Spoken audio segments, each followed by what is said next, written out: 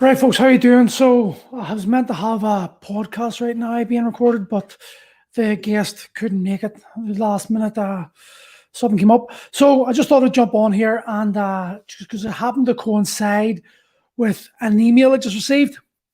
And the email was from one of these business fit pros who promise you that you're going to make six figures in X amount of time. I'm a business fit pro who helps tired and worn out fit business professionals reach 100,000 working less hours, blah, blah, blah. The same regurgitated bullshit that happens every single day. And I don't think a lot of people can actually understand the damage this is doing to the fitness industry. You've got a lot of, in this fitness industry, just by the nature of it, we've got a lot of young men and women in the job, doing this job.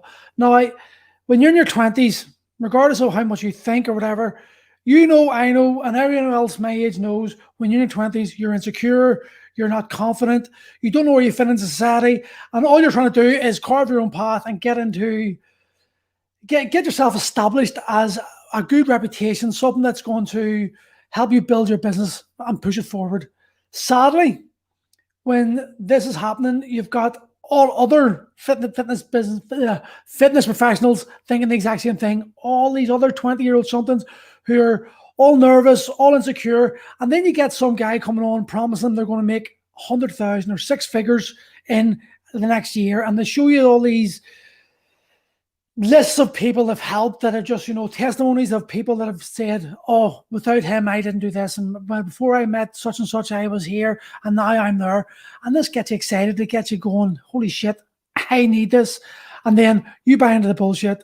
And what happens is a very, very small portion of you actually make the six figures the way these guys are telling it. And the rest is look upon the guys that are putting this Insta life out on their Instagram. And remember, Insta life is whatever you want it to be. It doesn't have to be real. It doesn't mean that it's going to be actually something that exists. Only it's fabricated in this person's mind. I can put up anything. I could show you picture upon picture upon picture of the clients I've done over the last 15 years. If I kept on bombarding you with those pictures and you haven't got those pictures, eventually you're going to start thinking to yourself, I am not caught up for this. I'm not as good as him.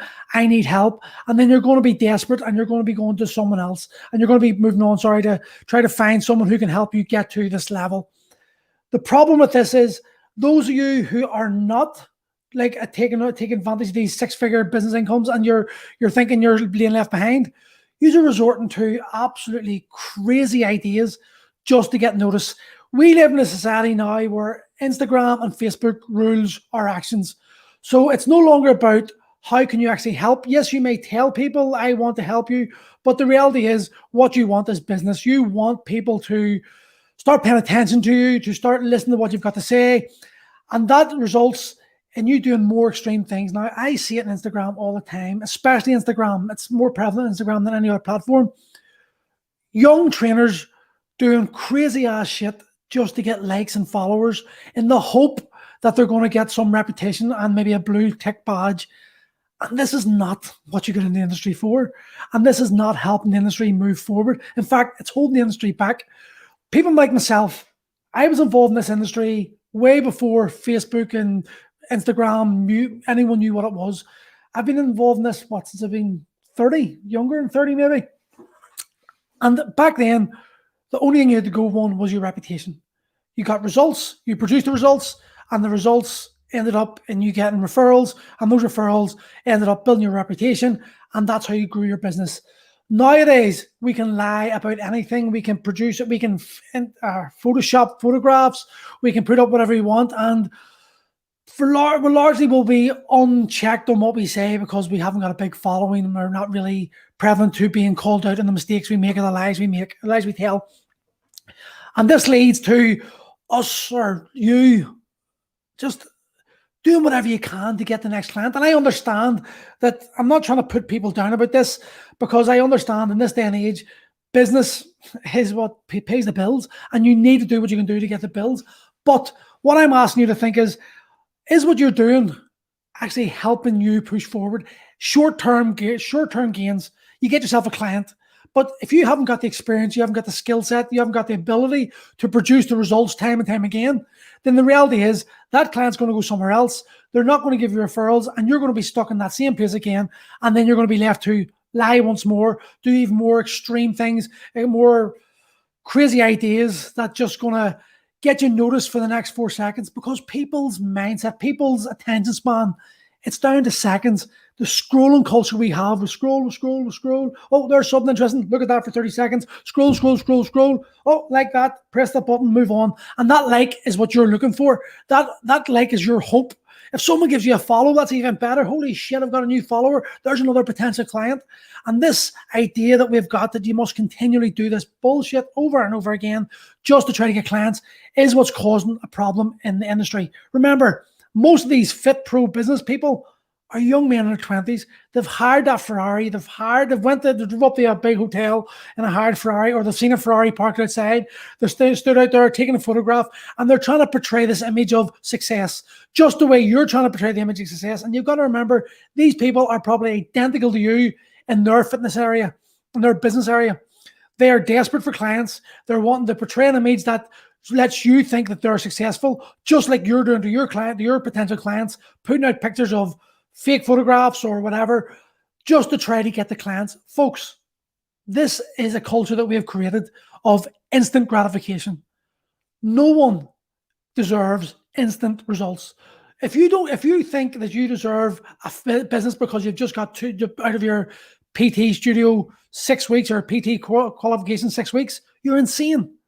This is something that takes years. These people who are true overnight successors, the people that I know, the people I respect in the industry, the Dan Johns, the Andy McKenzies, the Andrew Reeds, those guys have been training and honing their craft for 15, 20 years, probably longer than some of these are alive. And you're looking at these guys with their big following and their knowledge, but you've got to understand, in the background, that knowledge was accrued through making countless mistakes over and over and over again. And until you start realizing that these mistakes that you've dread making are the reason why these guys are so good, is you're never going to get anywhere. You have to make mistakes. You have to learn from those mistakes. It's easy for me to tell you, listen, don't do this. Hindsight, you'll probably realize, God, I was right. But unless you actually experience that and you have it in your experience bank in there where you can then feed back on and learn from, you're never going to progress.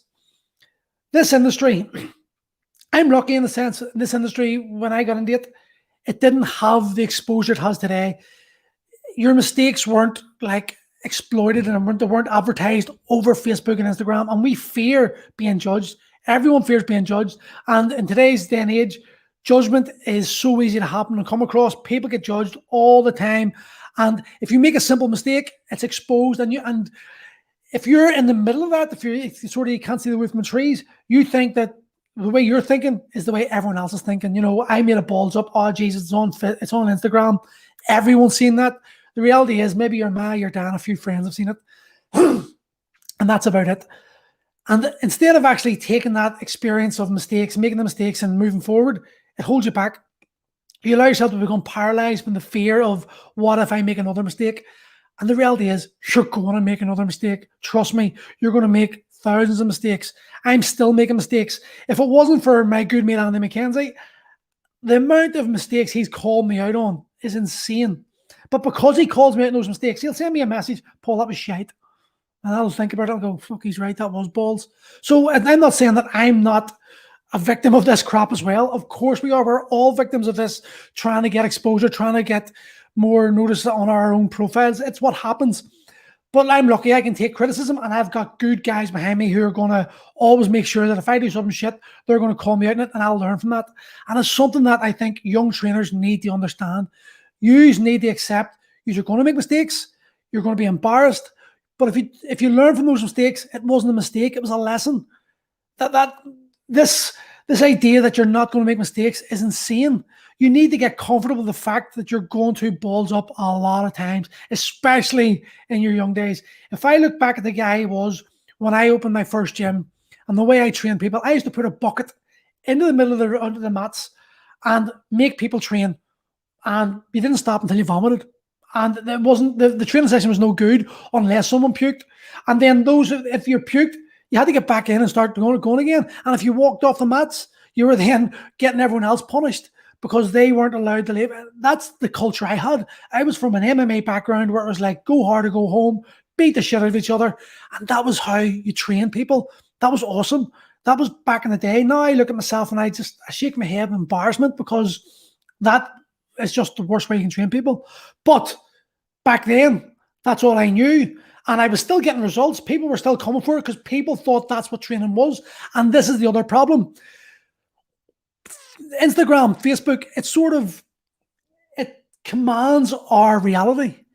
If we see things over and over and over again, as a layperson, you start to think, well, that must be what fitness is. That must be the way the fitness journey goes. That must be what you have to do to succeed. And then we've got young trainers who are seeing these guys doing that type of stuff, and they're getting loads of likes, loads of followers, loads of comments, loads of engagement, and they're thinking to themselves, well, fuck, that must be the method that I must use because it works for them.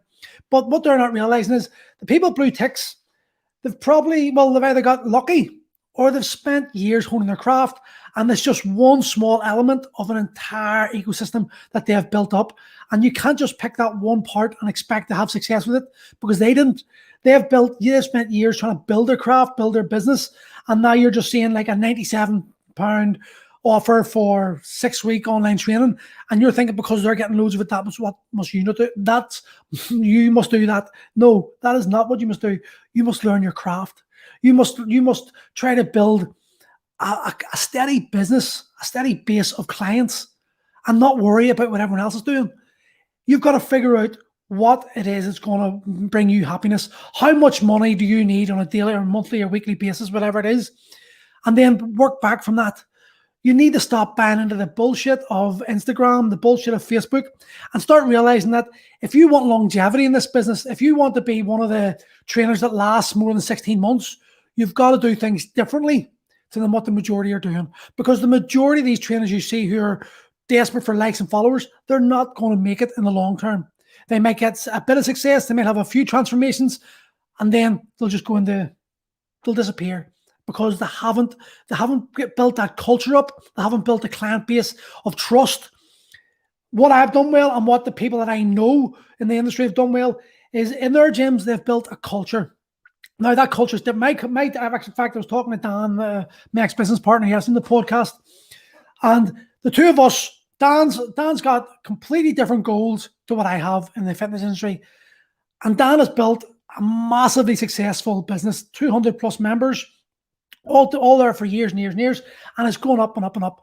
Me, on the other hand, I've got about 100 members in my gym. Now, if I compare myself to Dan, I'm a failure. But what Dan wants and what I want are two completely different things, and our cultures in the gyms are completely different, but they work for us. I have attracted the right type of person for me. Dan's attracted the right type of person for him, but that didn't happen overnight. That took me and him years of making mistakes, years of messing up, years of ballsing up before we found the right formula for us. And it's going to take the same for you. There's not a mission that 99.9% of these are going to have a successful fitness business in the space of 6 months. You may start building clients up. Some of you may not get anywhere at all, but that doesn't mean you quit. That means you just have to take a different path, reevaluate what you're doing, look at what the mistakes you're making, seeing what's good in the business, what's bad in the business, and then taking steps forward to change that. And if you start doing that, you're going to start recognizing the mistakes, you're going to start recognizing where your strengths are, and you're going to start being able to capitalize on them. But you can't do that if you're just hopping from place to place to place, seeing the latest Instagram craze. Right now, the latest Instagram craze for trainers is cold water therapy. It's like as if cold water therapy didn't exist until this year. And all of a sudden, the fitness, someone's seen another PT doing it and went, oh, I must do that. And then another one went, oh, I must do that. And now Wim Hof is the leading expert in the world when it comes to breathing. He is actually pretty good, very good. But now personal trainers think they're all experts in cold water therapy because they've been in the water 4 times. And they've got a few Instagram videos of them showing them doing it. Folks, life does not work like that. You need to stop copying and start creating. Create your own path, create your own message, have the confidence to be different to everyone else. Because if you're just going to follow the herd, you're going to get lost. You need to start stepping out and having the confidence to just say what you think and believe in what you say. I am pretty polarizing. I know I'm polarizing. I'm almost polarizing on purpose because I know that my personality dictates that I can only coach a certain type of person. If you're not within that sort of parameters of what I need or what I like, we're going to clash.